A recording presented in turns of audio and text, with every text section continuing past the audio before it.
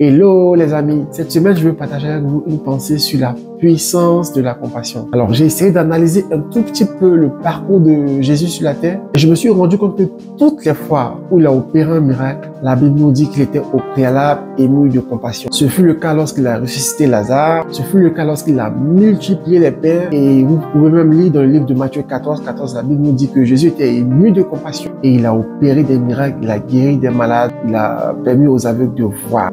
J'ai déduit que il y a une puissance qui est relâchée pour l'accomplissement du miracle quand Dieu est ému, quand Dieu ressent de la compassion pour quelqu'un.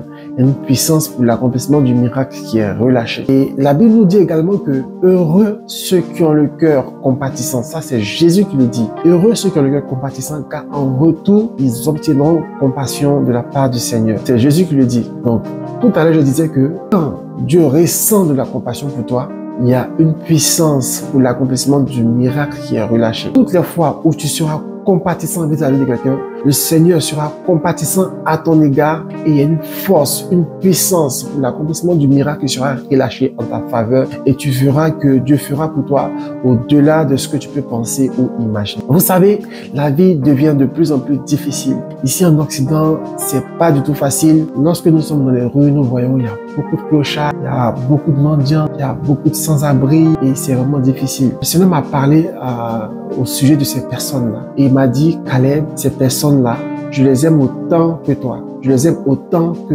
quiconque. Ils ont besoin de moi. Ils ont besoin d'entendre également la bonne nouvelle. Ils ont besoin d'entendre également la parole de Dieu.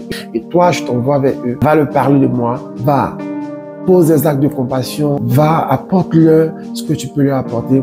Et moi, peut-être, les semaines à venir, vous verrez peut-être sur mes réseaux, je vais publier quelques images. Et je vous encourage, tous ceux qui peuvent le faire.